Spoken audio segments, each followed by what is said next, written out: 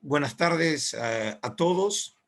Nuevamente es un placer volver a retomar el contacto con ustedes, aunque sea de manera virtual.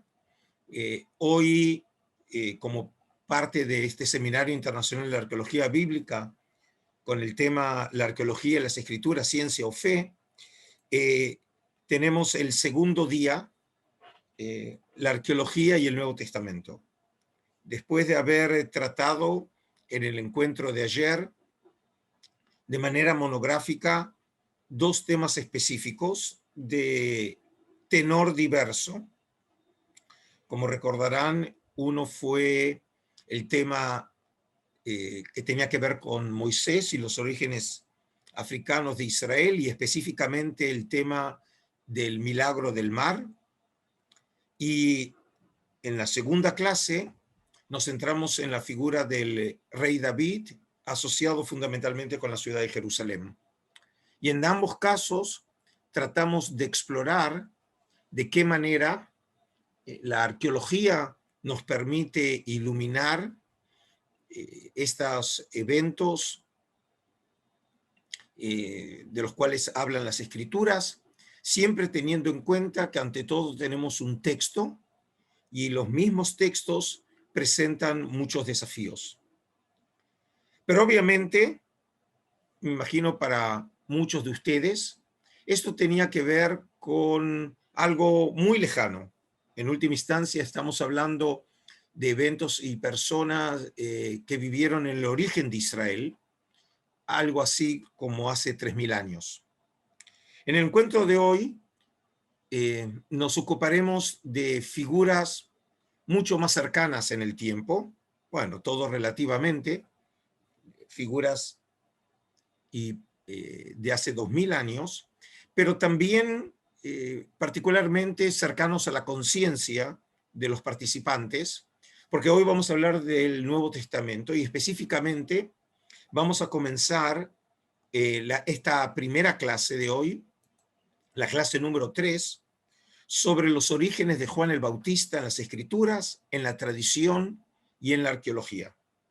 Como lo hicimos en la clase de ayer, yo voy a exponer aproximadamente entre una hora, hora y 10, mi presentación, y luego entonces los invito a ustedes a que participen con preguntas o comentarios, y les pido encarecidamente que realmente aprovechen esta oportunidad, porque a diferencia de simplemente una clase grabada, tener la oportunidad ustedes de preguntarme y yo de oírlos, o por lo menos responder a vuestras inquietudes, es en última instancia una experiencia humana enriquecedora para ambos. Y por lo tanto los invito a hacerlo sin ningún miramiento, sin ningún miedo. Todos aquí estamos para aprender y nunca pensar que probablemente la pregunta sea una muestra de ignorancia o carezca de significado. No hay otra manera de aprender que no sea preguntando. Y como dicen los textos rabínicos, lo abaishan lamet, el vergonzoso no aprende. Así que nuevamente los invito a preguntar y de esta manera entonces también establecer un vínculo más estrecho, aunque sea siempre por medio del Zoom. Y entonces, específicamente, quiero comenzar ahora la primera parte de esta clase para hablar sobre el contexto histórico y específicamente el tema de la ciudad versus el desierto. Como les dije en la clase anterior, y también quiero que presten atención en esta clase, más allá del estudio específico del tema, quiero también que presten atención a la manera en que construyo la argumentación y de qué manera los distintos argumentos se van colocando como si fuera un rompecabezas. Y como ven entonces, en esta primera parte, antes de atacar específicamente el tema que nosotros vamos a tratar, Lo que tenemos que hacerlo es contextualizarlo. Es decir, dado que la figura de Juan Bautista hay que colocarlo en el siglo I de nuestra era, obviamente tenemos que conocer ese periodo de tiempo en la sociedad judía de la época grecorromana. Como este seminario obviamente es muy intenso y no me permite desarrollar este tema de una manera completa, me quiero centrar en un tema que, como verán, es clave para poder entender la identidad de Juan el Bautista, y es cómo juega la ciudad frente al concepto de desierto. Y en este sentido, entonces, para entender la acción y el pensamiento de Juan, voy a traer algunos relatos que nos comunica en sus noticias el gran historiador judío de finales del siglo I de nuestra era, Flavio Josefo. Y en este caso tiene que ver sobre los samaritanos, una de las sectas judías que aparecen en la historia como secta aproximadamente entre el siglo II, siglo I antes de nuestra era. Y dice así el texto: tampoco a los samaritanos le faltaron agitaciones. Los excitó un hombre que no daba importancia ninguna a la mentira y que nada dejaba de hacer para conquistarse la simpatía del pueblo. Ordenó que subieran con él al monte Garizim. Este monte se encuentra ubicado próximo a la ciudad de Siquem, en Samaria, y es considerado el monte sagrado de los samaritanos. Sabemos hoy que los comienzos del templo samaritano fue establecido allá por mediados del siglo V antes de nuestra era, gracias a los hallazgos arqueológicos, que para ellos es el más célebre de todos los montes por morar en él la divinidad. Aseguraba que una vez allí le mostraría los vasos sagrados que Moisés escondió y enterró.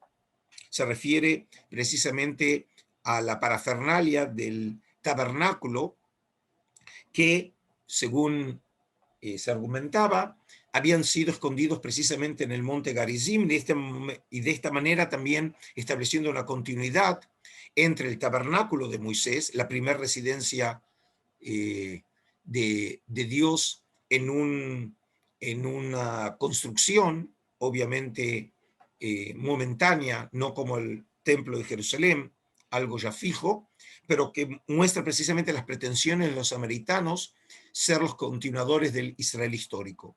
El pueblo que dio crédito a lo que decía tomó las armas y reunióse en un pueblo llamado Tiratana, donde se les agregaron otros en gran número para subir al monte. Pero Pilatos era el procurador romano, que obviamente lo conocemos también de la historia de Jesús, se anticipó y ocupó el camino con soldados de caballería e infantería. Y estos mataron a algunos, a otros pusieron en fuga e hicieron muchos cautivos. Pilatos hizo matar a los principales. Obviamente, el testimonio de Josefo, al tildar a este personaje con calificativos despectivos, no tienen otro valor más que la posición que tenía Josefo como un escritor prohijado por la dinastía de los Flavianos. Cuando él escribe Antigüedades Judías, él ya está en Roma en los años 90 del siglo I de nuestra era. Y entonces, cuando alude a estos rebeldes, obviamente se muestra muy crítico. Pero lo que me más interesa es que fíjense que estamos hablando de una época en donde Josefo habla de agitadores, es decir, de personas carismáticas, de líderes carismáticos que motivan a la gente, que obviamente podían ser vistos como un peligro para el establishment romano, y por eso también la represión por parte de Pilatos. Pero lo más interesante es que las fuentes nos hablan de un fenómeno que se repite en otras circunstancias. Por ejemplo, en otro lugar, Josefo nos dice así: Los impostores y los hombres falaces persuadían a la multitud que los siguieran al desierto. Decían que allí le mostrarían signos y señales que solo pueden producirse por obra y providencia de Dios. Muchos que los creyeron sufrieron los castigos que merecían por su locura, pues Félix, es decir, otro procurador romano, los hizo ejecutar cuando le fueron entregados. Es decir, que los textos empiezan a contarnos sobre una verdadera tensión social que se refleja en el hecho de que aparecen lo que llama Josefo impostores o hombres falaces, que atraen a la multitud, que obviamente reside en aldeas y ciudades, hacia el desierto. Y este es un punto muy importante porque si pensamos en la gran ciudad, que es la ciudad de Jerusalén, estaba el templo de Jerusalén, que obviamente desde el punto de vista del establishment religioso, esa era la casa de Yahvé, la casa de Dios. Mientras que en este caso, lo que argumentaban los impostores, según Josefo, es que es en el desierto y no en el templo, en donde se mostrarían signos y señales de la providencia divina. Es decir, que empezamos a ver una tensión entre dos regiones geográficas, que por cierto están muy próximos. La ciudad de Jerusalén está muy próxima al área del desierto de Judea, y pocos kilómetros de la ciudad uno ya llega al desierto. Como lo mencioné en la clase anterior, Qumran se encuentra aproximadamente solo unos 40 kilómetros de Jerusalén. Y en línea aérea es mucho menos, son como 25, por carretera es como si fuera 40. Es decir que el texto nos muestra que hay una efervescencia social, que por alguna razón la ciudad y específicamente el templo no satisface las necesidades de las personas y ahora quieren buscar precisamente a Dios en el desierto.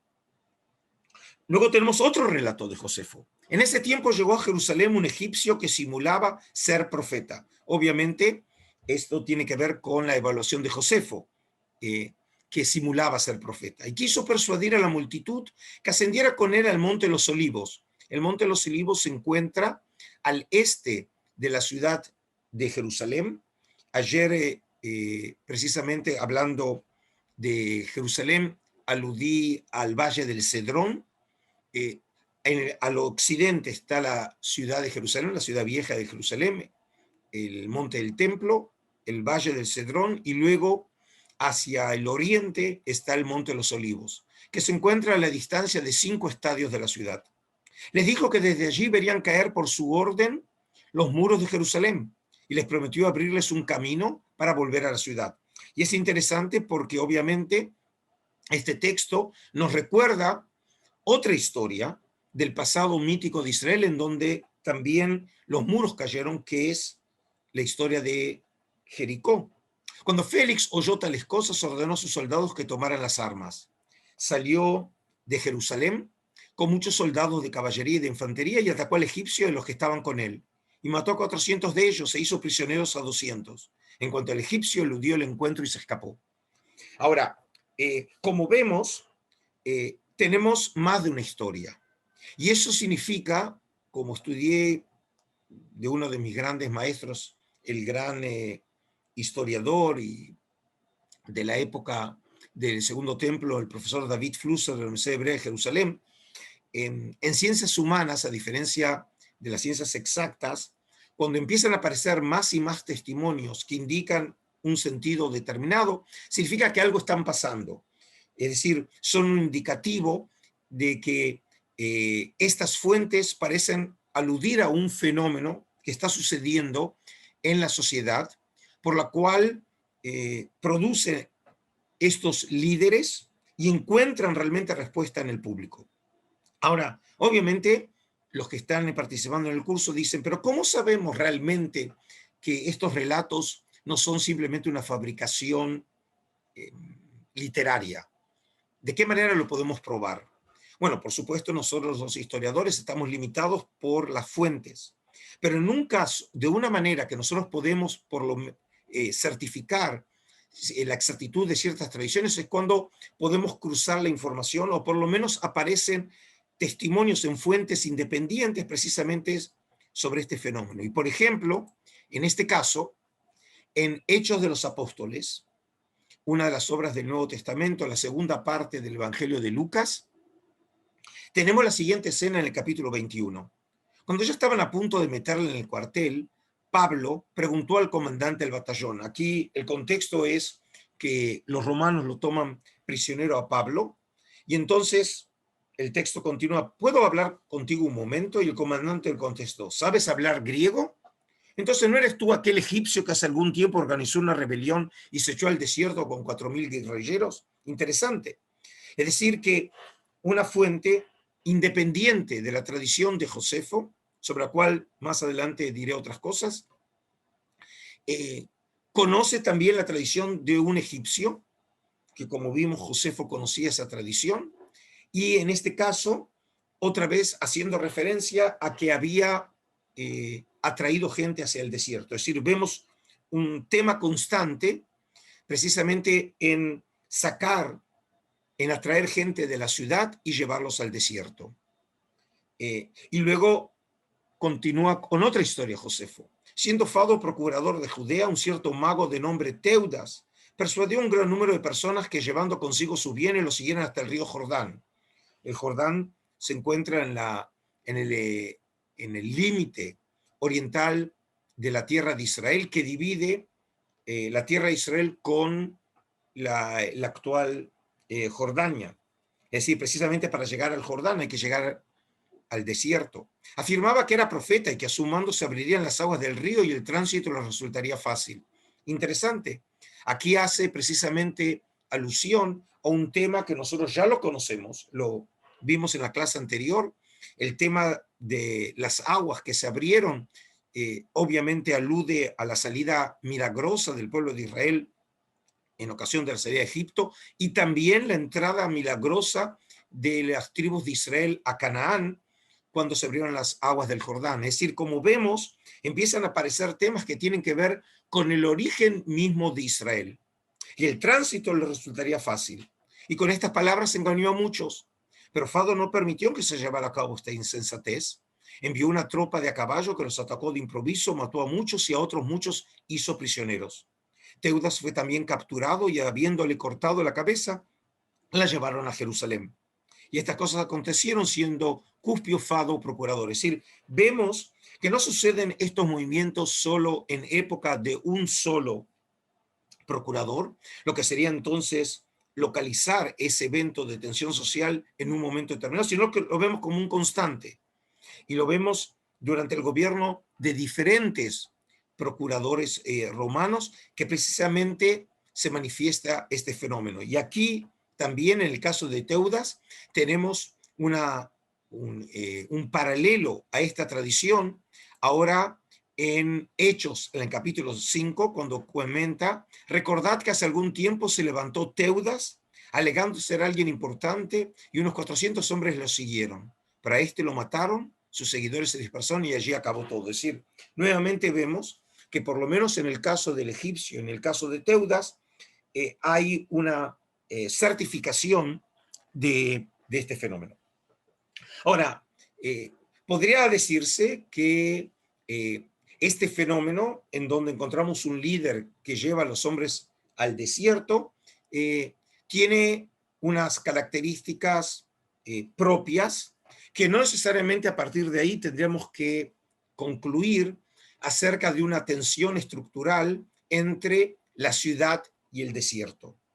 Pero para poder colocar en un contexto más amplio lo que acabamos de decir, quiero traer ahora un testimonio, pero un testimonio de valor diferente. Hasta ahora son noticias que Josefo comentaba sobre estos líderes, de los cuales no sabemos más de lo que él nos dice, que aparentemente querían devolver al pueblo o hacerlos retornar a los orígenes de Israel. Y esto es importante porque en última instancia les recuerdo que el pueblo de Israel nació en el desierto. El pueblo de Israel no nació en la tierra de Canaán, o en la tierra de Israel, sino que nace precisamente como ente político cuando sale de Egipto y a los pies del monte Sinaí recibe los 10 mandamientos, que sería formalmente el establecimiento de la alianza eterna entre el Dios creador Yahvé y el pueblo de Israel. Es decir, el pueblo de Israel nace en el desierto y por eso podemos decir que en el ADN de la identidad del pueblo de Israel el desierto tiene un papel central. Y quiero que recuerden este punto. Y en ese contexto, entonces, tiene mucho valor el testimonio que les voy a leer ahora, que es un testimonio biográfico del propio Josefo.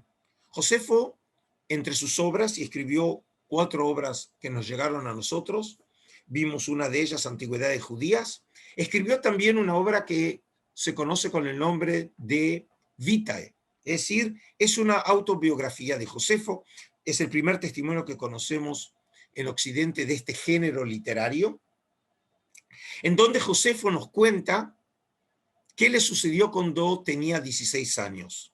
Y el texto dice así: cuando tenía alrededor de 16 años quise tener experiencia personal de las sectas que hay en nuestro pueblo. Aquí tengo que hacer una alusión, a pesar de que nosotros traducimos el término hairesis en griego, porque Josefo escribió en griego sus obras, lo traducimos como sectas. En realidad hairesis en griego significa una escuela filosófica y no tiene el sentido de este término sociológico que obviamente tiene un significado moderno. Y son 3, la primera de los fariseos, la segunda de los saduceos y la tercera la de los esenios, según he dicho en otras ocasiones. Y de este modo pensaba yo, si conocía todas ellas, podría escoger la mejor. Y hacía fuerza de ser duro conmigo mismo y de soportar muchas cosas, pasé por las 3.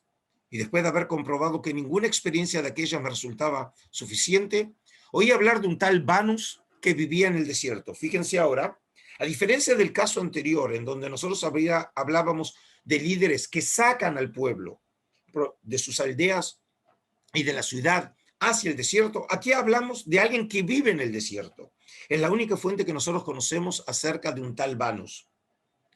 Llevaba un vestido hecho de hojas, comía alimentos silvestres, se lavaba varias veces de día y de noche con agua fría para purificarse y me hice su discípulo. Es decir, que Banus aparece aquí dibujado como si fuera un Tarzán judío antiguo, que vive en condiciones muy primitivas, que vive de la naturaleza. No sabemos, como dije, nada de este Banus. Y luego agrega Josefo: después de estar con él durante 3 años, una vez cumplido mi propósito, regresé a la ciudad. Y este es un punto muy importante. Josefo era de origen sacerdotal y de una familia muy prestigiosa por parte de madre descendiente directamente de los macabeos.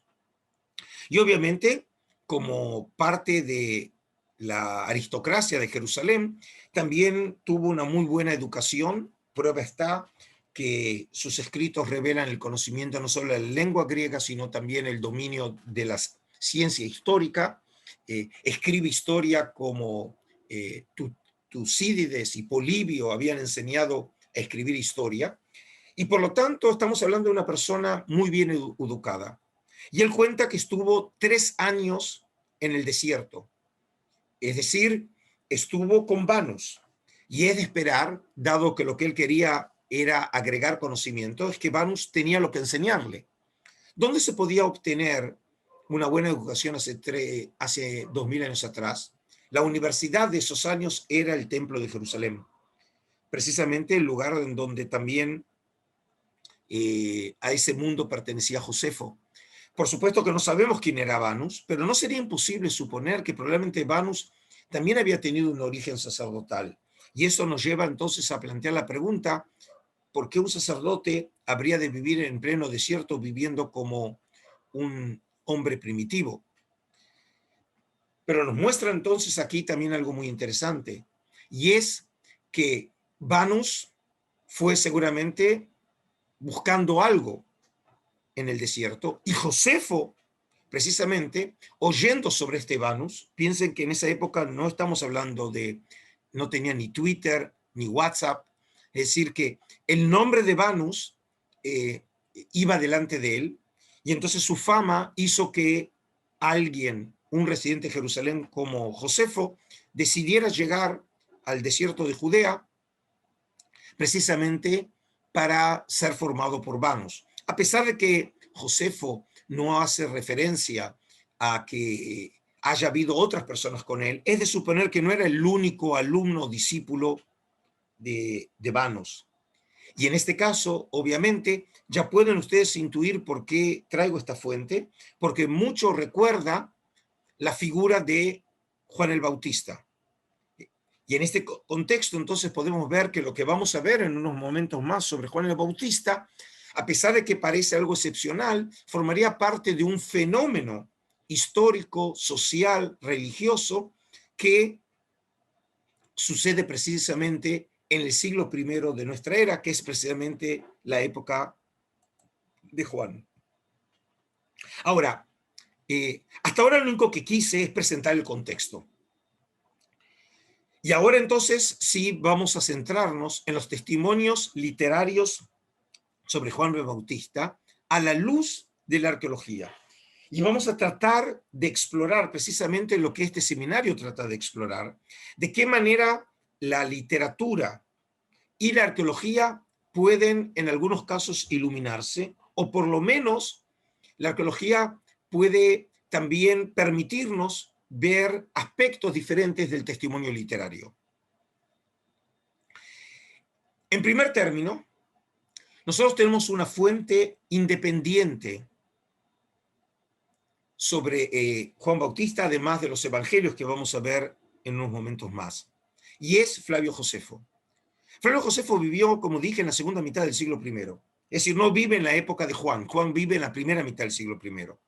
Pero la prueba está que la fama de Juan había sido tan grande que Josefo, en su libro Antigüedades Judías, en el capítulo 18, hace referencia precisamente a la figura de Juan y cuenta lo siguiente. Algunos judíos creyeron que el ejército de Herodes había perecido por la ira de Dios. Este Herodes es Herodes Antipas, el hijo de Herodes el Grande, que gobernaba la zona de Galilea y de la Perea. Perea es la zona de la actual Jordania. Herodes lo hizo matar, a pesar de ser un hombre justo que predicaba la práctica de la virtud, incitando a vivir con justicia mutua y con piedad hacia Dios para así poder recibir el bautismo. Era con esta condición que Dios consideraba agradable el bautismo. Se servían de él no para hacerse perdonar ciertas faltas, sino para purificar el cuerpo, con tal que previamente el alma hubiera sido purificada por la rectitud. Hombres de todos lados se habían reunido con él, pues se entusiasmaban al oírlo hablar. Sin embargo, Herodes, temeroso de su gran autoridad, indujera a los súbditos a rebelarse, pues el pueblo parecía estar dispuesto a seguir sus consejos. Consideró más seguro, antes de que surgiera alguna novedad, quitarlo de en medio. De lo contrario, quizás tendría que arrepentirse más tarde, si se produjera alguna conjuración. Es así como, por estas sospechas de Herodes, fue encarcelado y enviado a la fortaleza de Maquero, de la que hemos hablado antes, y allí fue muerto. Los judíos creían que en venganza de su muerte fue derrotado el ejército de Herodes, queriendo Dios castigarlo. Ahora, por un lado, tenemos acá, como dije, un testimonio independiente, que es Josefo. Sin embargo, hay un punto que hay que tener presente. Todos los manuscritos conocidos de Josefo son manuscritos cristianos. Los judíos nunca transmitieron las obras de Josefo, a pesar de ser el más grande historiador judío de la antigüedad. Recién los judíos conocen de manera indirecta algo de la obra de Josefo por medio de un autor anónimo del siglo X del sur de Italia, que escribió una obra llamada el Iosipón, utilizando la versión latina de Josefo.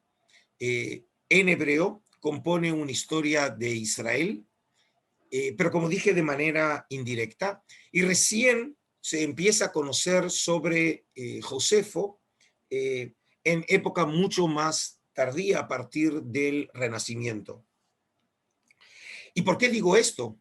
Porque dado que las obras de Josefo, los manuscritos, fueron transmitidos por los cristianos, uno siempre podría pensar que en este caso el testimonio de sobre Juan el Bautista podría estar manipulado por los cristianos. Sin embargo, por lo menos en la noticia que tenemos de Josefo sobre Juan, no encontramos ningún elemento específicamente cristiano. Por ejemplo, no se alude nada a la relación con Jesús, no se dice nada, por lo menos como hablan los evangelios, sobre la relación familiar entre Juan el Bautista y Jesús.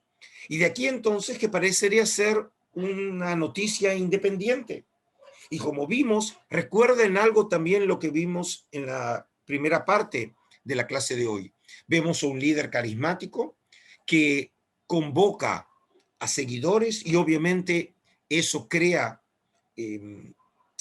tensión entre los romanos, en este caso Herodes Antipas, que obviamente gobierna con permiso de Roma, y en ese sentido entonces él también temía que eso llevara a la rebelión.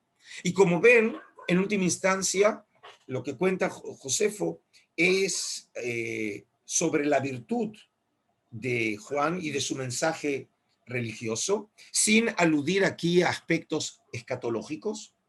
Y por el otro lado, alude también a la cuestión del bautismo, que como sabemos es un componente central en la actividad religiosa de Juan. Es decir, no tenemos acá una copia exacta de la información que nos brindan los evangelios, pero por lo menos nos brinda un anclaje en la historia de la figura de Juan, independiente del testimonio de los evangelios. En la versión de Josefo no se hace referencia alguna a la versión evangélica acerca de la decapitación de Juan el Bautista. Se habla que fue muerto, pero la historia que nosotros conocemos en los sinópticos, en Marcos, Mateo y Lucas, la famosa historia con Salomé, de eso no nos habla nada Josefo. Sin embargo, su información acerca de que Juan habría sido encarcelado en la fortaleza de Maqueronte, en las inmediaciones del Mar Muerto, una noticia que no se menciona en el Nuevo Testamento, parecería ser fiable por estar próxima a la región de actividad de Juan. Es decir, aquí vemos precisamente en donde la información de Josefo complementa y completa, en este caso, la información que nosotros tenemos sobre la historia de Juan. Si ya mencionamos el Palacio Fortaleza de Herodes Antipas, entonces viene a cuento hacer referencia al artículo aparecido en la revista Biblical Archaeology Review, que es el magazine más famoso en el mundo de arqueología bíblica, que fue publicado hace unos meses atrás, en donde se reconstruyó de manera virtual la sala del trono del rey en el lugar, sobreimpuesta sobre las ruinas existentes. Aquí pueden ver las ruinas, y aquí me pareció interesante mostrarles cómo precisamente hoy, cada vez más, la tecnología también forma parte del estudio arqueológico y en este caso también el uso de la tecnología virtual para poder reconstruir sobre el terreno el lugar en donde probablemente se llevó a cabo, por lo menos en la versión evangélica, el baile trágico de consecuencias trágicas de Salomé. Y de esta manera, la tecnología permitió devolver a la vida el lugar en donde se habría llevado a cabo el cumpleaños del rey Herodes, que durante su curso Salomé le habría solicitado la cabeza de Juan, por lo menos en la versión evangélica. Ahora, después de haber visto brevemente la noticia independiente de Josefo sobre Juan, obviamente tenemos que ir a los evangelios. Y lo que es interesante que es de los evangelios, el único de los 4 evangelios canónicos que nos cuenta algo sobre el origen familiar de Juan es precisamente Lucas. Y es el único que nos cuenta y nos da alguna información sobre él. Y dice así: en el tiempo en que Herodes era rey de Judea, vivía un sacerdote llamado Zacarías, perteneciente al grupo de Abías. Su esposa llamada Isabel descendía de Aarón, es decir, ambos eran de estirpe sacerdotal. Ambos eran justos delante de Dios y cumplían los mandatos y leyes del Señor, de tal manera que nadie los podía tachar de nada. pero no tenían hijos porque Isabel no había podido tenerlos. Y ahora eran ya los dos muy ancianos. Obviamente que aquí, aquellos que conocen y tienen una educación en textos bíblicos, pueden reconocer ya un topos, un tema literario que nosotros conocemos de la Biblia hebrea, que siempre aparece de alguna manera preanunciando que la persona que va a nacer, el niño que va a nacer, habrá de ser un héroe cultural. Así lo tenemos en el caso de Isaac, así lo tenemos también en la historia de Samuel, y lo tenemos fundamentalmente también en la historia de Sansón. Un día en que al grupo sacerdotal de Zacarías le correspondía el turno de oficiar delante de Dios, según era costumbre entre los sacerdotes, le tocó en suerte a Zacarías entrar en el santuario del templo del Señor para quemar incienso. Y mientras se quemaba el incienso, todo el pueblo estaba orando fuera. Y en esto se le apareció un ángel del Señor de pie al lado derecho del altar del incienso. Y al ver al ángel, Zacarías se echó a temblar lleno de miedo. Pero el ángel le dijo: Zacarías, no tengas miedo, porque Dios ha oído tu oración y tu esposa Isabel te va a dar un hijo, al que pondrás por nombre Juan. Tú te llenarás de gozo y muchos se alegrarán de su nacimiento, porque tu hijo va a ser grande delante del Señor. No beberá vino ni licor y estará lleno del Espíritu Santo desde antes de nacer. Hará que muchos de la nación de Israel se vuelvan al Señor su Dios. Irá Juan delante del Señor con el Espíritu y el poder del profeta Elías para reconciliar a los padres con los hijos y para que los rebeldes aprendan a obedecer. De este modo preparará al pueblo para recibir al Señor. Zacarías preguntó al ángel: ¿cómo puedo estar seguro de esto? Porque yo soy muy anciano y mi esposa también. Y el ángel le contestó: yo soy Gabriel y estoy al servicio de Dios, y él me ha enviado a hablar contigo y a darte estas buenas noticias. Por supuesto que esta información que nos da Lucas no podemos confrontarla con nada. Es única. Como dije, ninguno de los otros evangelios la conoce, pero no necesariamente tiene que ser considerada una invención o una ficción literaria. Pero otra vez no podemos, de ninguna manera, nosotros podemos corroborarla. Sin embargo, hay un punto que ya me adelanto. Nosotros lo conocemos a Juan predicando precisamente en el desierto, y en unos momentos más vamos a llegar a ese tema. Y tenemos entonces a alguien de origen sacerdotal que llega al desierto. Y eso recuerda, por ejemplo, en algo, la historia que acabamos de ver acerca de Josefo, que también tenía un origen sacerdotal y que él también llega al desierto. Y como dije, también recuerda en algo la figura de Vanus, del cual de quien no sabemos nada, pero como dije, no sería imposible suponer que también haya tenido como origen el mundo del sacerdocio. Y en ese sentido, entonces, habría algo en la información de Lucas que tiene realmente un valor histórico. Pero, como dije, nosotros no podemos confirmar nada de esta historia. No tenemos ningún YouTube, ¿sí?, que pueda certificar que realmente eso haya sucedido. Pero a pesar de todo ello, quiero mostrarles cómo indirectamente a veces la arqueología nos puede aportar algo. Y lo que quiero es centrarme en una frase, en la respuesta del arcángel Gabriel, que por cierto aparece en el Nuevo Testamento solamente en 2 ocasiones, y es en el capítulo 1 de Lucas. Una anunciando a Zacarías el próximo nacimiento de Juan, y luego obviamente en la escena inmortal en donde Gabriel se le aparece a la Virgen anunciando el próximo nacimiento del Cristo. Y sobre esto, fíjense algo muy interesante. Hay un coleccionista de arte judío, David Jesselson, que vive en Zurich, en Suiza, y en el año 2000 compró en el mercado de antigüedades en Londres esta piedra que ustedes ven aquí sobre la mesa y que está en su casa. Esta piedra fue publicada por primera vez en el año 2007. Y lo que tiene de particular que esta piedra está escrita con un texto en 2 columnas en tinta en lengua hebrea. La parte frontal de la piedra está pulida, la parte trasera es rugosa, lo que sugiere que se encontraba en una pared. El texto, como dije, está en hebreo de tipo herodiano, es decir, es la manera en que se escribía la lengua hebrea, según los paleógrafos, a finales del siglo I antes de nuestra era y comienzos del siglo I de nuestra era. Es decir, precisamente la época de Juan el Bautista, escrito por un escriba profesional. Y se muestra claramente que él debe haber tenido frente a sus ojos un texto y lo copió, como dije, de manera profesional. Y a partir de la escritura está datado para el siglo I antes de nuestra era y el comienzo de nuestro siglo. Ahora, ¿y por qué traigo a colación este texto? Porque el texto es un texto que fue desde su publicación muy discutido por la comunidad internacional. Sería un texto de características visionarias, apocalípticas, en donde aparece una persona, que sería un tipo de profeta, hablando sobre el futuro, por cierto, incierto de Jerusalén, cosa que no han cambiado las cosas desde entonces y hasta ahora.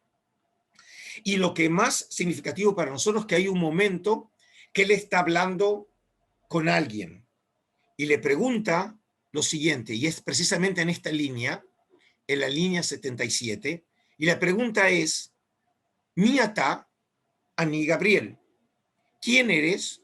Y él dice, yo soy Gabriel. Y Gabriel vuelve a ser mencionado también en las líneas 80 y 83. Y esto es muy significativo, porque en el único lugar en toda la literatura judía antigua que tenemos un texto parecido a la respuesta que Gabriel le da a Zacarías en Lucas 1, lo encontramos aquí en las líneas 77 de esta inscripción, que como dije es de esa misma época.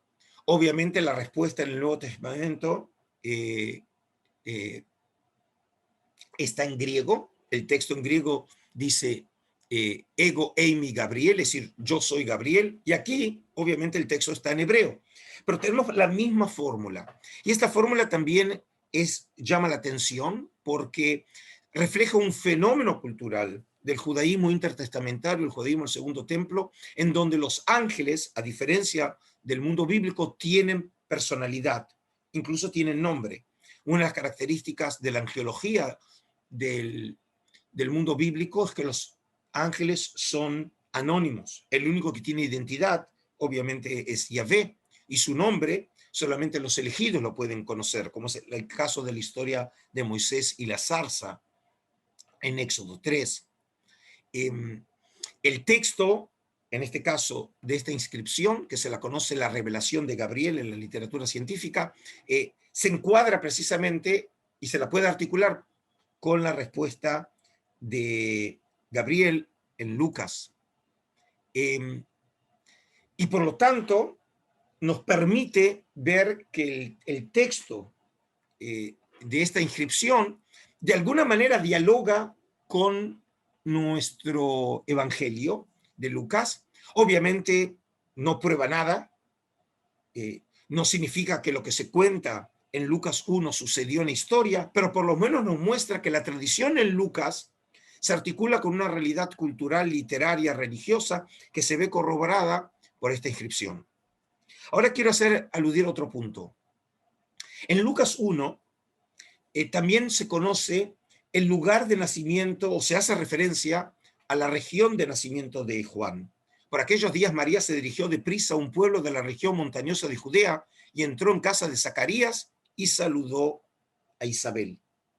Ahora, el texto del Nuevo Testamento no explicita en qué lugar específico eso sucedió. Solamente alude a una región montañosa de Judea. Sin embargo, se conoce desde la tradición, desde la época bizantina, que se aludía a la aldea de Ain Karem.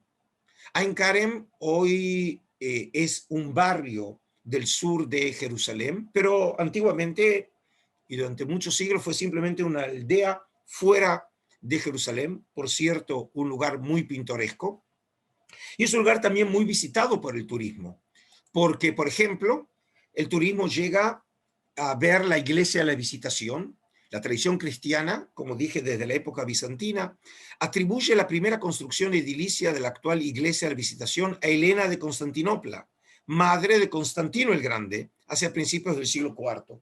Es decir, podemos decir que de alguna manera Helena fue tal vez la primera que se ocupó de lo que llamaríamos o desarrolló la disciplina que nosotros llamamos arqueología bíblica, y sobre eso hablaré yo en el encuentro número 5, en la clase 5, en el día de mañana, en donde, por ejemplo, trató de encontrar, ubicar, localizar lugares que precisamente aparecían mencionados en las escrituras. Y en este caso, precisamente cuando eso sucedió, para eternizar esa identificación, se construyeron iglesias. Entonces, una es la iglesia de la Visitación, y la otra, una segunda iglesia asociada con nuestro personaje, es la iglesia de San Juan Bautista, edificada en el siglo V sobre la cueva en que se supone habría sido la casa de Zacarías, donde Juan el Bautista habría nacido. Es decir, estamos hablando del siglo IV, obviamente pasó un tiempo, pero nosotros tenemos que tener en cuenta que grupos son capaces de preservar por generaciones y por cientos de siglos, por medio de la memoria colectiva, dichos, eventos, la memoria de sucesos en lugares.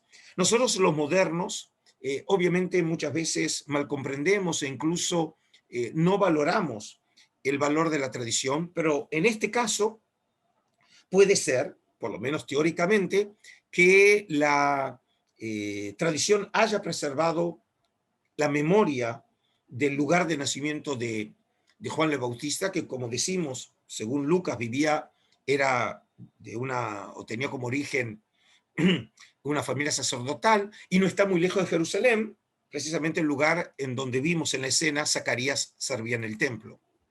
Esta asociación de la aldea de Ain Karem con el nacimiento de Juan el Bautista es el trasfondo para entender la naturaleza del hallazgo que llevó a cabo el arqueólogo británico Simon Gibson a partir del año 1999, y por el término de 5 años en el Kibbutz Sova, es decir, esa comunidad agrícola, ubicada solo a 4 kilómetros del barrio jerosolimitano. Es decir, lo que vamos a ver está hablando de un lugar que es el Kibbutz Sova, muy cerca de Enkarem, es decir, es más o menos la región que la tradición cristiana le atribuía como lugar de nacimiento a Juan.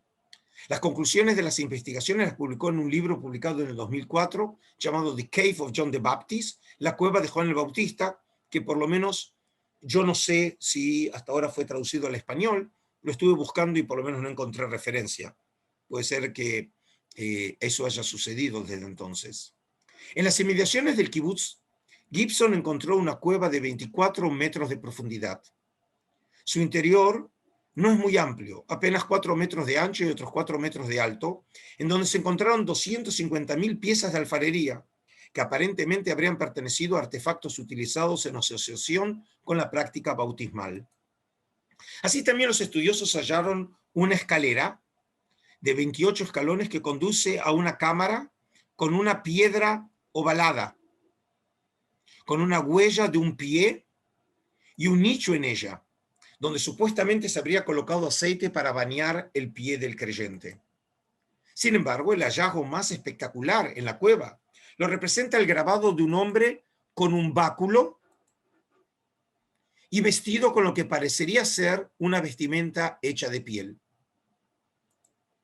Más específicamente, según la interpretación de Gibson, la figura del hombre sería la representación iconográfica más antigua conocida de Juan el Bautista, que, como pueden entender, cuando fue anunciado al mundo, representó realmente una noticia excepcional, porque sería el primer intento, según él, de alguien que haya querido representar gráficamente la figura de Juan, asociada con la representación de su cabeza decapitada, su mano y una cruz, que habrían sido hechas por monjes en la época bizantina, en los siglos IV y V, precisamente, como dijimos, el lugar en donde la tradición lo asociaba con el nacimiento de Juan el Bautista, y por eso, por ejemplo, la presencia de monjes, y por eso también la construcción de las iglesias. Más específicamente, se puede comparar la supuesta representación de Juan el Bautista en la cueva del Kibutz Soba con la imagen de Juan en un mosaico en el baptisterio ariano en Ravenna, en Italia, en el siglo V y VI.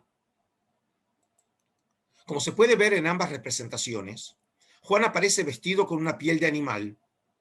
Es decir, Gibson interpreta precisamente estos puntos, que es por medio del cual el artista anónimo trata de representar que es la piel de un animal, sosteniendo su cayado en la mano izquierda. Ven en ambos casos, este sería el cayado, mientras que la mano derecha la tiene levantada en señal de bendición. Es decir, lo que ve aquí es un mismo patrón iconográfico que serviría, a juicio de Gibson, para identificar precisamente, en este caso, que es la figura de Juan. ¿Y eso por qué es importante? A su entender, en esta cueva se habrían llevado a cabo rituales cristianos de iniciación en la época bizantina, en memoria de la tradición que asociaba esta cueva a la actividad bautismal por parte de Juan. Es decir, él dice, ¿por qué se llevaba a cabo en esas tradiciones? Porque debe haber habido una tradición que asociaba la cueva, es decir, un lugar de retiro, precisamente con la figura de Juan. Y en ese sentido sería un tipo de resto arqueológico que indirectamente probaría que realmente la zona de Ain Karem estaba asociada ya desde muy antiguo con la figura de Juan. Y ahora quiero, en esta tercera parte, centrarme en dos aspectos que, a mi modesto entender, son centrales para decodificar la clave de Juan el Bautista desde un punto de vista histórico: la geografía articulada con la teología. En Lucas, al final del capítulo 1, luego de contarnos sobre su nacimiento, nos da solamente esta información. El niño crecía y se hacía fuerte espiritualmente y vivió en lugares desiertos hasta el día en que se dio a conocer a los israelitas. Es decir, el texto obviamente es enormemente intrigante. Nosotros leímos en el capítulo 1 sobre el nacimiento de Juan, pero el texto no nos cuenta nada sobre qué pasó con Juan, cuál fue su educación, si realmente fue un sacerdote que se formó en el templo de Jerusalén, cuál fue su educación, cuáles fueron sus experiencias de vida. En realidad no sabemos nada más allá de la noticia de su nacimiento.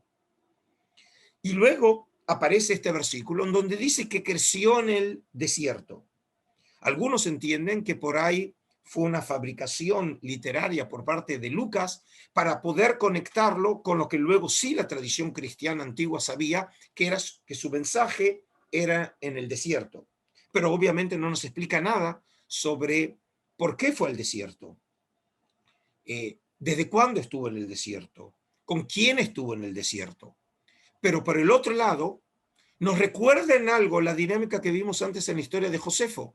Josefo venía del área de Jerusalén, era también un sacerdote y se había ido al desierto para formarse con un gurú como Banos. ¿Acaso sucedió algo parecido en la vida de Juan? Bueno, no lo sabemos.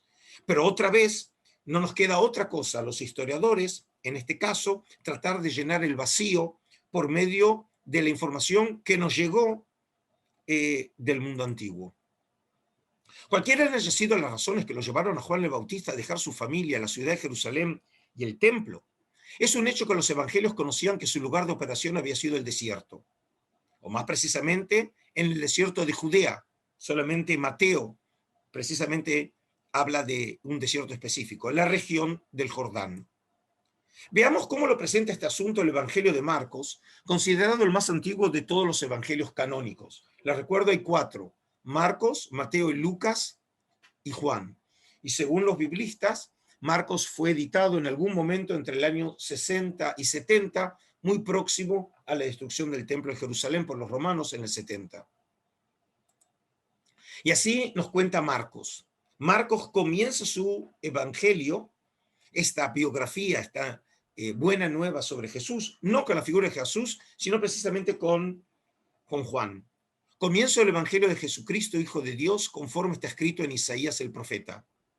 Mira, envío a mi mensajero delante de ti, el que ha de preparar tu camino.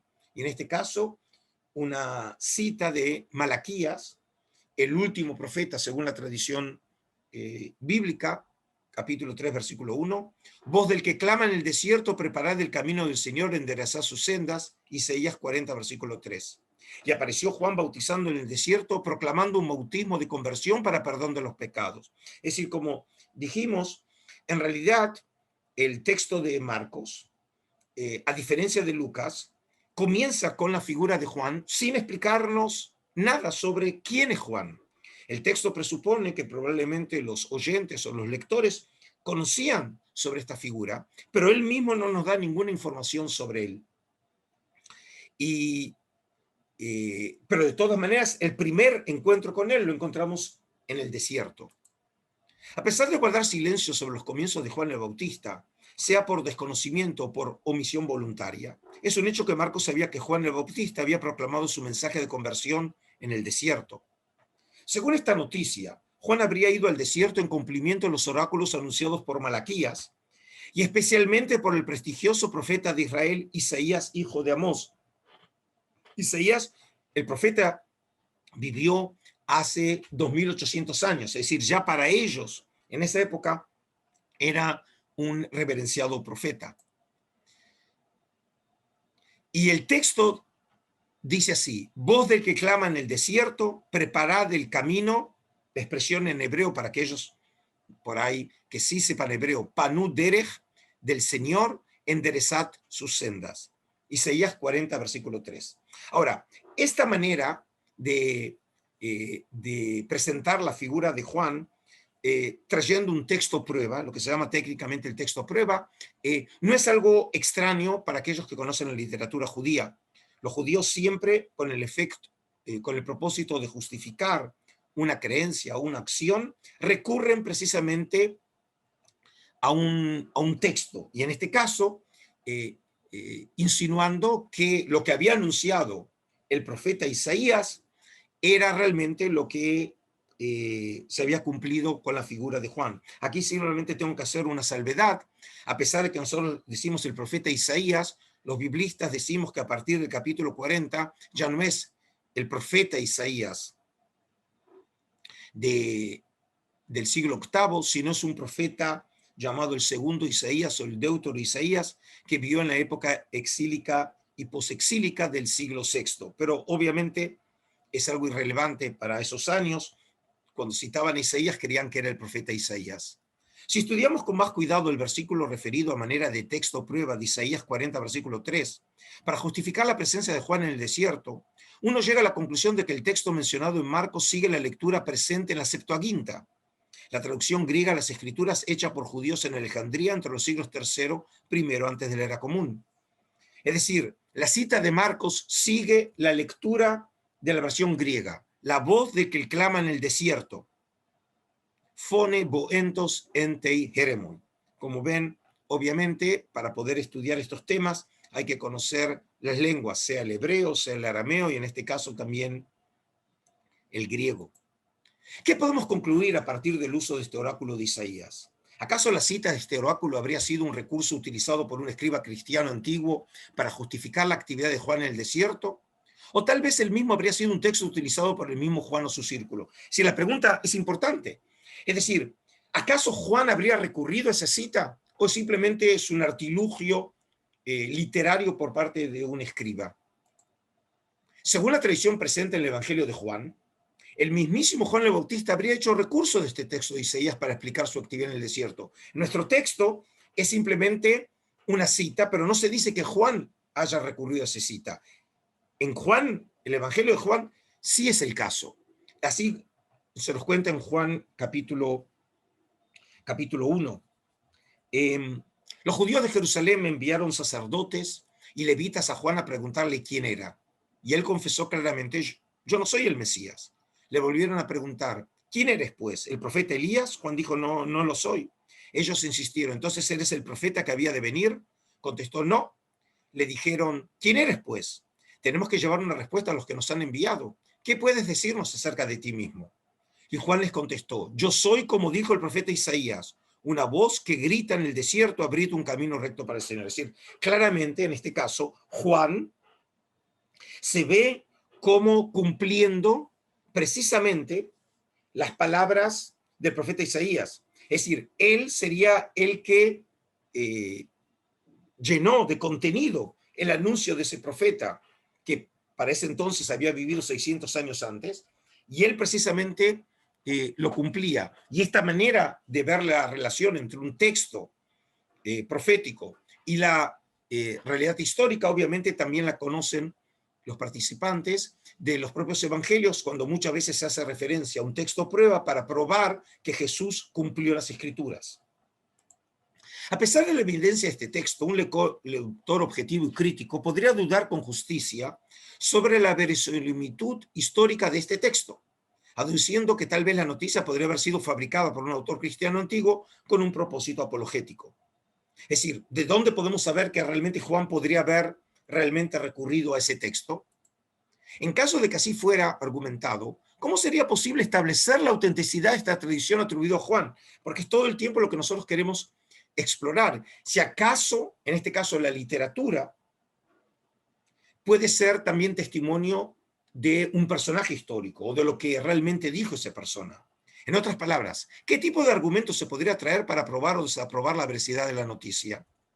Y es precisamente en este punto crucial que los rollos del Mar Muerto, este gran descubrimiento arqueológico que se llevó a cabo entre los años 1947 y 1956, que sobre ellos yo voy a desarrollar el tema específicamente en la última clase, cosa de tentarlos a ustedes a seguir en este seminario para participar en el último encuentro que será el día de mañana, pueden ayudarnos para destrabar la cuestión. Es decir, aquí vemos cómo un argumento arqueológico, en este caso de textos, nos pueden ayudar precisamente para solucionar este problema. Veamos a continuación el siguiente texto en la regla de la comunidad. Este es un documento, por cierto, es muy importante en los rollos del Mar Muerto. Tenemos 12 copias de este manuscrito y la versión más completa, pero no la más antigua, forma parte de la colección que yo dirijo en el Santuario del Libro, que está datado paleográficamente para el primer tercio del siglo I antes de nuestra era.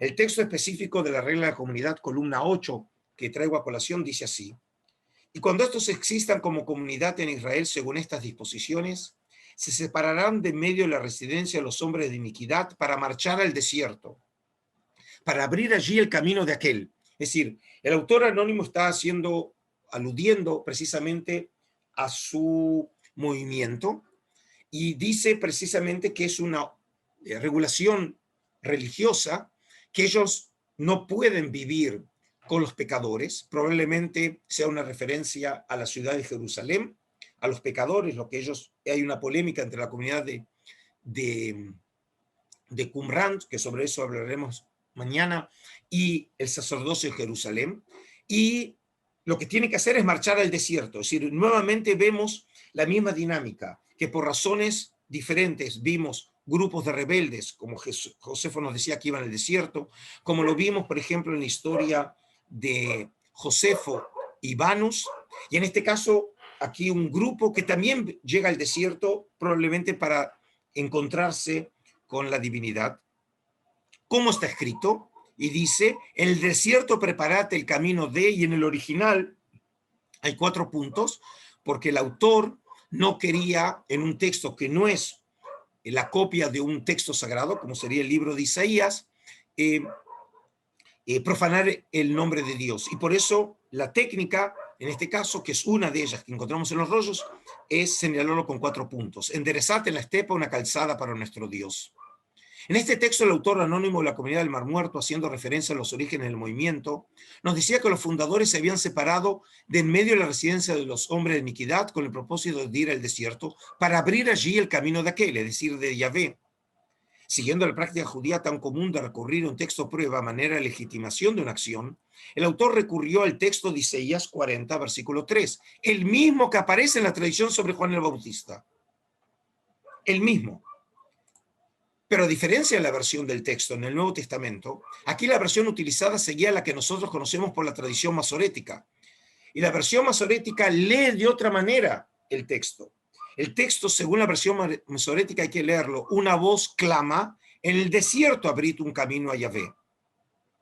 Es decir, como ven, las palabras una voz clama no aparecen en la versión de la regla de la comunidad, porque a ellos lo que les interesaba era precisamente el contenido del anuncio de la voz, y que era el desierto, mientras que en la versión de Juan el énfasis está puesto en la voz que clama en el desierto. Como ustedes seguramente ya prestaron atención, ambas tradiciones literarias hicieron referencia llamativamente al mismo texto, pero siguiendo dos lecturas alternativas, pero legítimamente posibles del texto, porque hay que recordar que en los textos antiguos no existían los signos de puntuación y por lo tanto los textos podían ser leídos de manera diferente. Nosotros lo leemos de acuerdo a cómo la tradición nos ha enseñado, pero no significa que sea la única posibilidad de lectura. Es decir, tenemos la de Qumran, que es paralela a la versión masorética, en el desierto preparad el camino, y Marcos 1, que es paralelo a la versión de los 70, voz de que clama en el desierto. La pregunta a formular sería la siguiente: ¿acaso el testimonio de los 70, es decir, la Septuaginta, sería el testimonio de una lectora judía antigua de Isaías 43, la cual habría sido conocida y utilizada por Juan el Bautista a legitimizar a partir de las escrituras su ida al desierto para pronunciar su mensaje escatológico? O antes bien, la misma habría sido una tradición textual, porque todos los manuscritos de la Septuaginta, por lo menos hasta época moderna, entre lo que encontramos en los rollos del Mar Muerto, todos ellos fueron transmitidas por la Iglesia, según la lectura e interpretación de Juan el Bautista mismo. Es decir, que en este caso, ¿cuál sería la lógica? Nosotros tenemos la tradición de la Septuaginta, que fue transmitida por los cristianos. Los cristianos conocían la tradición de cómo era la lectura de ese versículo según Juan. ¿Por qué no suponer que la manera en que los cristianos copiaron la Septuaginta habría sido siguiendo la tradición del Nuevo Testamento? Esta última posibilidad fue sugerida por el profesor Immanuel Tov en un congreso sobre los rollos del Mar Muerto llevado a cabo en el año 2018 en la Universidad Hebrea de Jerusalén. Y según él, entonces, la tradición textual de los 70 se habría visto contaminada por la tradición neotestamentaria. En caso de ser cierta esta última posibilidad, entonces, la lectura masorética, ya testimoniada en la regla de la comunidad, habría sido la lectura original conocida en la época, la cual a su vez habría sido reinterpretada por Juan el Bautista en función de su mensaje escatológico. Sea como fuera el caso, es de destacar el hecho de que tanto la regla de la comunidad como los evangelios echaron mano de Isaías 43 para dar cuenta de la presencia de la comunidad de Qumran y de Juan en el desierto. Y como es difícil imaginar que ello hubiera ocurrido por simple casualidad, entonces podría sugerirse como posibilidad de que Juan hubiera conocido el uso de este oráculo por parte de la comunidad del Mar Muerto para legitimizar su ida al desierto, modificando eventualmente su lectura para presentarse a sí mismo como la voz anunciada por Isaías, clamando su mensaje en el desierto. En caso de ser cierta esta posibilidad, entonces, la posibilidad de que Juan hubiera conocido a la comunidad de Qumran o incluso haber vivido con ellos ya no podría ser descartada del todo. Y ahora van a ver otro punto también importante: por qué el hecho de tener siempre presente la posibilidad de algún tipo de contacto con la comunidad de Qumran, es decir, la comunidad del Mar Muerto. Un último aspecto que querría explorar con ustedes antes de las conclusiones es el lugar mismo de actividad de Juan. En los evangelios hacía referencia de manera general al desierto como su lugar de actividad, con la sola excepción de Mateo, que especificó diciendo que lo proclamaba su mensaje en el desierto de Judea. ¿Pero acaso sabemos en qué lugar específico? Una noticia específica al respecto aparece en el Evangelio de Juan cuando decía: regresó Jesús al lado oriental del Jordán y se quedó allí en el lugar donde Juan había estado antes bautizando. Es decir, dado que el lugar de actividad de Jesús es la tierra de Israel, es decir, al occidente del Jordán, cuando se refiere al lado oriental, el lugar de actividad de Juan, eso sería precisamente el actual territorio de Jordania, es decir, al este del Jordán. También en otro lugar hacía referencia a la orilla oriental del Jordán cuando contaba lo siguiente. Así cuenta en Juan 3. Después de esto, Jesús fue con sus discípulos a la región de Judea, donde pasó algún tiempo con ellos bautizando. También Juan estaba bautizando en Enon, cerca de Salim, donde había mucha agua. La gente acudía y era bautizada. Y esto sucedió antes que metieran a Juan en la cárcel. Por entonces, algunos de los seguidores de Juan comenzaron a discutir con un judío sobre la cuestión de las purificaciones. y fueron a decirle a Juan: Maestro, el que estaba contigo al oriente del Jordán, aquel de quien nos hablaste, ahora está bautizando y todos le siguen. No hay unanimidad entre los estudiosos en dónde estaba localizado el lugar de Enon, cerca de Salim, mencionado en esta noticia sobre Juan. Según el testimonio del obispo historiador Eusebio de Cesarea, en su onomasticón, onomástica en griego significa nombres, escrito antes del 324 después de Cristo, Enon habría estado localizado en la parte occidental del Jordán, en una aldea en el valle del Jordán, en el octavo hito de Esitópolis, Beit Shean, llamado Salumias. Y Beit Shean está en la región del valle de Esdreel, en la tierra de Israel. Esta antigua identificación es también aceptada por historiadores modernos, como es el caso del arqueólogo Shimon Gibson, que lo mencioné en ocasión de la cueva de Juan el Bautista en Tzova. Él dice así: a unos 12 kilómetros u 8 millas, según Eusebio, al sur de Beit Shean y Esitópolis, hay una región que encajaría perfectamente con Enon. Esta ubicación tiene numerosos manantiales. He contado 13 de ellos en un área pequeña de 4 por 4 kilómetros y curiosamente Ambrosio, es decir, el gran padre el obispo de Milán, en sus escritos afirmó que había 12 manantiales en Enon. En el lado norte de esta área está Tel Shalem, que sin duda debe ser Salim Salumias, por lo que el lugar donde Juan bautizó a Enon pudo haber sido en cualquiera de los manantiales en las cercanías de Tel Shalem. Sin embargo, según el mapa más antiguo de la tierra de Israel, que se conoce el mapa mosaico de Madaba, de la época bizantina, del siglo VI, que se encuentra en Jordania, que se encuentra en la iglesia ortodoxa de San Jorge en Jordania, Enon se encontraba localizada en la orilla oriental del Jordán. Aquí está el mapa, que como dije tiene un valor excepcional para el estudio de la onomástica y de la geografía en esa época. Voy a ampliarles precisamente. Aquí es esta región. Este es el mapa de Madaba, de Jordania del siglo VI. Este es el Jordán. Este sería el Mar Muerto, significa que es la región del norte del Mar Muerto. Y aquí dice Ainon, Entanun o Sapsafas, es decir, Enon, donde ahora es Sapsafas. Es decir, el autor dice y conoce la tradición que el lugar que hoy se conoce como Sapsafas fue alguna vez Ainon, es decir, el lugar en donde acostumbraba bautizar Juan. Esta polémica se hace aún más aguda cuando intentamos identificar con más precisión el lugar en donde Juan habría llevado a cabo de manera regular sus bautismos. Como vimos en las dos noticias sobre el tema en Juan, el lugar habría estado localizado en el lado oriental del Jordán, en el actual territorio de Jordania. Ciertamente, esta información concuerda con las informaciones provistas por los peregrinos de la época bizantina, como así por los restos arqueológicos, 3 iglesias, 3 cuevas y 3 estanques de bautismo, hallados en Wadi el Harar, un pequeño lecho de río con poco más de unos 6 kilómetros de largo y 8 kilómetros al norte del río Jordán, que argumentarían en favor de esta identificación. Es decir, este es el Jordán, aquí es el Mar Muerto y aquí es Wadi Harar, y aquí sería el lugar precisamente de Enon. No obstante, una tradición alternativa es la que se ve reflejada en el mapa de Madaba, según la cual el lugar de los bautismos de Juan habrían estado localizado en la parte occidental de la ribera del Jordán, en Beit Dábara. Es decir, en el mapa acá dice Beit Dábara, el lugar del bautismo de San Juan, lo que parecería contradecir precisamente el lugar sobre Enon. Y esta es la identificación adoptada por el moderno Estado de Israel, en donde el lugar de actividad de Juan el Bautista está localizado en Qasr el Yahud, en la orilla occidental del Jordán. Es decir, lo que vemos, una paradoja, es que 2 países, cada uno de ellos cree adoptar para sí mismo y apropiarse el lugar de actividad de Juan. Jordania, en la zona de Wadi Harar, en su territorio, y el Estado de Israel en Qasr el Yahud, en la orilla occidental del Jordán.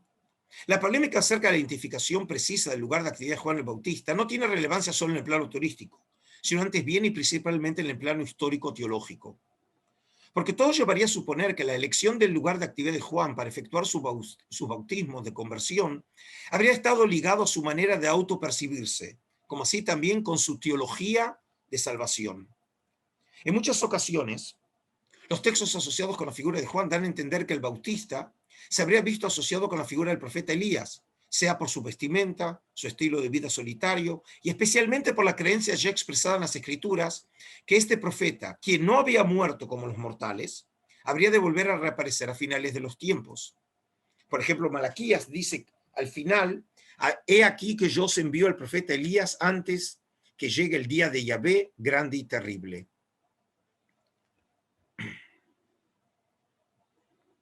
Esta asociación manifiesta o implícita de Juan el Bautista con Elías habría tenido que ver también con el lugar elegido por Juan para sus actividades bautismales, ya que no podría ser casual que la actividad de Juan se llevara a cabo precisamente en el lugar desde el cual Elías habría desaparecido y ascendido al cielo, a saber, la orilla oriental del Jordán.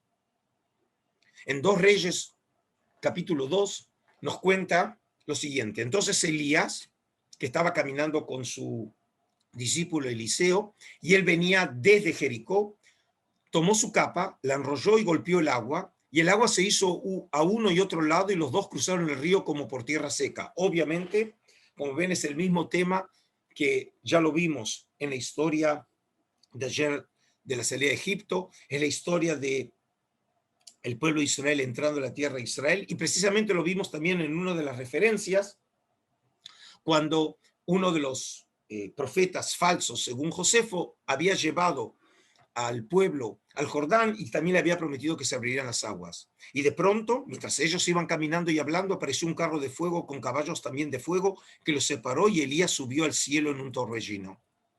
Según las escrituras, el lugar de cruce del Jordán por parte de Elías y su discípulo habría sido por el norte del Mar Muerto, en camino desde Jericó. Esta dirección habría sido precisamente la contraria a la adoptada por Israel en la época antigua, cuando las tribus de Israel comandadas por Josué habían cruzado precisamente el Jordán por el norte del Mar Muerto para dirigirse a la ciudad de Jericó. En Josué 3 dice: y así se dividió el agua del río y los israelitas lo cruzaron frente a la ciudad de Jericó. Es decir, no puede ser casual, en este caso, la relación de la historia de Elías con la historia del pueblo de Israel, y es precisamente el lugar en donde aparentemente también estaba activando Juan. Del estudio de conjunto de todas estas tradiciones podríamos concluir que el área del norte del Mar Muerto habría tenido un profundo significado en la región de Israel, asociando esa región geográfica específica con el pasado glorioso de la nación, como ser los orígenes del pueblo hebreo en la tierra de Canaán, como así también con la figura del reverenciado profeta Elías, ligado a los tiempos escatológicos. Y si ya hablamos del final de los tiempos, es interesante señalar que también cuando el profeta Ezequiel había hablado sobre esos años, es decir, el profeta Ezequiel del siglo VI antes de nuestra era, tiene una visión sobre lo que va a suceder en el fin de los tiempos, había hecho referencia a la región del norte del Mar Muerto, aludiendo a que el desierto de Judea se habría transformado en un vergel paradisíaco. Aquí el texto habla de una corriente de agua que él ve en el final de los tiempos, que habría de salir del templo de Jerusalén y habría de correr hacia y fluir hacia el este, que es precisamente la realidad hidrológica en la tierra de Israel.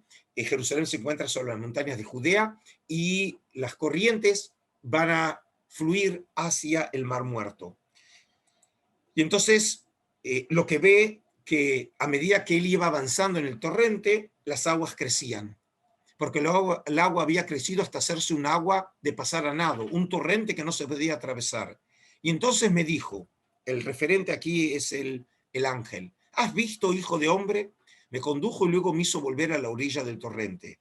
Y a volver vi que a la orilla del torrente había gran cantidad de árboles a ambos lados, y me dijo: esta agua sale hacia la región oriental, baja la Arabá, desemboca en el mar, en el agua de Dionda, es decir, en el Mar Muerto, y el agua queda saneada. Es decir, el Mar Muerto ahora se transformaría en un agua de vida.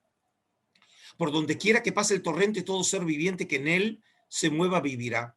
Los peces serán muy abundantes. Quiero que entiendan, el Mar Muerto es un mar con concentración enorme de sal y no hay ninguna posibilidad de vida.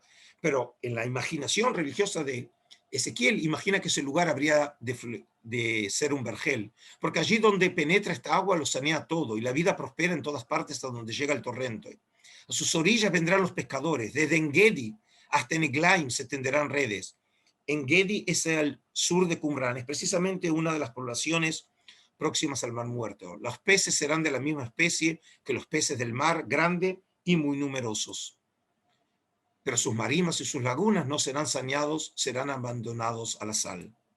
En suma, el lugar de actividad de Juan el Bautista al norte del Mar Muerto haya sido la orilla oriental u occidental del Jordán, pero muy probablemente la oriental, habría estado asociado con el pasado glorioso de Israel, Josué y Elías, y con el futuro escatológico de Ezequiel. ¿Acaso sería casualidad que es precisamente en esta región en que se encuentra localizado el sitio de Qumran, en donde habría tenido su residencia la secta Esenia Qumranita? Y sobre este grupo, y como ven, claramente todo el tiempo parece ser una clave para poder entender la figura de Juan, lo vamos a ver en la clase de mañana. Conclusiones. Este estudio monográfico sobre Juan el Bautista nos ha permitido establecer que las tradiciones literarias sobre este personaje, Josefo, Nuevo Testamento, concuerdan con el contexto histórico de la época, Josefo, como así con testimonios literarios e iconográficos de los tiempos antiguos, recuperados por medio de la arqueología, sean los rollos del Mar Muerto, la revelación de Gabriel y la cueva de Tzova. Por su parte, las tradiciones sobre el lugar de actividad de Juan el Bautista en el Nuevo Testamento y los testimonios cristianos antiguos y arqueológicos, el mapa de Madaba, Wadi Harar, permiten articularlos con tradiciones bíblicas de Elías o de Ezequiel y restos arqueológicos, las ruinas de Qumran. Todos estos materiales llevan a concluir entonces que Juan el Bautista no habría sido un personaje resultado de la imaginación de piadosos escribas cristianos, sino antes bien un individuo concreto, real e histórico, que predicó en Judea un mensaje de salvación ante el inminente fin de los tiempos. A pesar de no tener una prueba concreta y decisiva, pues, todas las evidencias parecerían llevar a confirmar la existencia histórica de este personaje central de la civilización occidental, sin poder confirmar, y este es un punto importante, la verdad religiosa de su mensaje. Pero por lo menos puede ser que sí la existencia misma de este personaje. Bueno, he terminado. Como les dije, iba a ser una clase muy extensa, pero obviamente traté de aprovechar al máximo esta oportunidad de compartir con ustedes. Y ahora entonces podemos pasar a este espacio de preguntas en caso de que las haya. Voy a leer esta pregunta, este comentario de Anselmo Javier, el antropólogo Mervyn Harris, en su libro Vacas, Cerdos, Guerras y Brujas. Por cierto, muy interesante. Afirma que el mesianismo judío era eminentemente violento y antirromano y que solo a partir de Pablo de Tarso se apaciguó. ¿Hay evidencias históricas de esto, aparte de los ejemplos que ha puesto de represión de los magistrados romanos? ¿Hay alguna referencia histórica, aparte de los evangélicos, sobre Salomé y Herodías? Bueno, en este caso, como sucede, nosotros siempre esperamos que las fuentes históricas nos provean toda la información.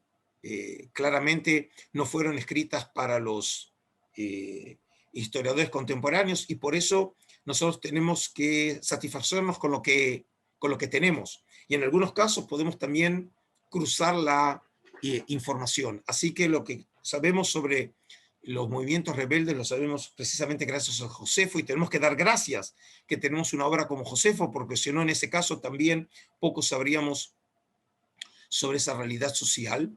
Y aparte de los evangelios, la verdad que no recuerdo que tengamos información sobre Salomé y Herodías, a excepción precisamente de la información de los evangelios. Sí, veo de Viviana, podría profundizar sobre la conexión entre el nacimiento del pueblo de Israel y los movimientos religiosos en el desierto alrededor del siglo I. Bueno, lo que puedo decir muy brevemente es que el desierto realmente es una clave para poder entender los movimientos religiosos en el siglo I. Aludí a algunos de ellos. Por ejemplo, obviamente no desarrollé, porque eso lo haré en la clase de mañana, a la comunidad de Qumran, pero no debe ser ninguna casualidad que también la comunidad de Qumran la encontramos en el desierto, la encontramos localizada expresamente en el norte del Mar Muerto, y no muy lejos precisamente del lugar de acción de Juan el Bautista. Y por eso tenemos que verlo nosotros en ese contexto, porque el desierto funciona en el antiguo Israel como la matriz de la cual nace Israel. Y es interesante porque significa que Israel está asociado a una región que no está asociada con la civilización humana, no nace en un territorio poblado, sino precisamente en un mundo que podemos decir todavía es un mundo prístino, como todavía tiene las huellas de las manos de Dios. Y es como si fuera un mundo fuera de este mundo, el mundo del desierto. Y eso tiene que ver también con la autopercepción de Israel como un pueblo, en este caso particular, que nace en un mundo fuera de este mundo, entre civilizaciones, entre Egipto y entre la tierra de Israel. Muchos autores han trabajado este tema del desierto. Por ejemplo, para aquellos que quieran ampliar con lecturas, por ejemplo, lo encontramos, hay un libro conocido como el Diccionario de Early Judaism en inglés, editado por uno de los grandes estudiosos contemporáneos, el profesor John Collins, en donde una profesora inglesa escribió un artículo muy interesante que resume esta problemática sobre wilderness, sobre el desierto en el antiguo judaísmo, así que lo recomiendo leer. José Antonio López Muro me pregunta, ok, gracias y mil veces gracias, pero qué difícil me ha puesto mi religión, qué pena no tener capacidad para comprender esta gran lección histórica religiosa. Bueno, en realidad, José Antonio, todo mi propósito no es simplemente ponerlos a ustedes en una situación enojosa o dificultosa. Por el contrario, yo creo que el bottom line, podemos decir, lo que podemos concluir es que si aquellos, por ejemplo, que ven en estos personajes, por ahora la figura de Juan Bautista y luego hablaremos de la figura de Jesús, realmente entienden que estamos frente a personajes obviamente claves de su identidad religiosa, lo que yo he dicho no atenta contra la historicidad de estos personajes. No porque ese fuera mi intento. Como yo dije, no tengo ningún propósito religioso, piadoso, ni apologético. Mi objetivo no es aquí ni justificar la fe, ni también socavarla. Lo único que quise como historiador es tratar de analizar un tema que me parece fascinante, como es la figura, obviamente, de Juan el Bautista, uno de los grandes personajes de la historia occidental y de la historia religiosa de la humanidad, y ver realmente qué información histórica tenemos y utilizar todo lo que nosotros tenemos en nuestras manos para poder allegarnos a esa figura. María Jesús dice, quizás no sea el momento de preguntarlo, pero tras estos días, ¿cuánto de filólogo debería ser un arqueólogo? ¿Cuánto de arqueólogo debería ser un filólogo? ¿Hasta dónde el punto de vista de una filóloga, que es lo que soy, en este caso yo? Bueno, te agradezco esta pregunta, María, porque viene a cuento precisamente lo que estoy tratando de comunicarlos a ustedes. Hoy nosotros vivimos en un mundo de profesiones en donde las especializaciones nos llevan a nosotros a ser expertos en campos muy, digamos, específicos. En el caso mío, por ejemplo, mi formación es, en este caso, vengo precisamente de una formación mucho más general del punto de vista de las humanidades. Originalmente soy antropólogo, luego me formé en religiones comparadas, y luego mi camino fue precisamente especializarme específicamente en el judaísmo antiguo y más específicamente en la época del Segundo Templo y más específicamente en los rollos del Mar Muerto, pero otra vez nunca perdiendo el contexto general. Y obviamente no se puede ser experto en todo. Uno no puede ser un experto en la Biblia hebrea, en el Nuevo Testamento, en los rollos del Mar Muerto, en Josefo, en Filón de Alejandría, en filología, en arqueología. Y por eso lo que tenemos que hacer es trabajar en conjunto con otros especialistas y cada uno tratando de ayudar precisamente a enriquecer la perspectiva del otro. Y en ese sentido, lo que digo es, el arqueólogo tiene que ser sensible también a temas filológicos y no significa que él pueda decidir o poder juzgar en esos campos que no son parte de su formación, pero sí ser sensible a ese tema. Y es lo que traté de hacer en la clase de ayer y trato en la clase de hoy. Es decir, por ser arqueólogo, Eso significa que no tengo que ser sensible a problemas textuales, y si soy un biblista, no tengo que ser sensible a problemas arqueológicos. En realidad lo que tengo que ser es atento también a otras disciplinas, y en el caso de que obviamente yo no sea experto en uno, por lo menos poder trabajar con otro experto y poder consultarlos, entendiendo que también el texto tiene su propia manera de ser estudiado, como de la misma manera que la arqueología también presenta su misma metodología. Luego, MT Marmor, la interpretación de estos textos puede ser de naturaleza agnóstica. Bueno, no entiendo la verdad a qué hace referencia esta pregunta, así que no sé cómo contestarla. José Antonio dice, quiero decir que me hace ser más creyente y debería ahondar más en mi devoción y creencia religiosa. Otra vez, las conclusiones son conclusiones de ustedes. Como dije, los textos que nosotros vimos pueden iluminar, por ejemplo, de alguna manera la condición histórica de Juan, pero de ninguna manera la verdad de su mensaje religioso, como lo dije, mucho menos como ven, saber si realmente la figura histórica de Juan estuvo realmente asociado a la figura de Jesús, por lo menos la tradición de Josefo no la conoce, lo conocemos solamente en la versión de los evangelios, y siempre hay que tener en cuenta que los evangelios son ante todo textos con un carácter religioso doctrinario, de la misma manera que son los textos de la Biblia hebrea, no fueron escritos para historiadores, sino para promover la fe y el compromiso de identidad religiosa de los creyentes. Y en ese sentido siempre hay que tener en cuenta el carácter de esas fuentes.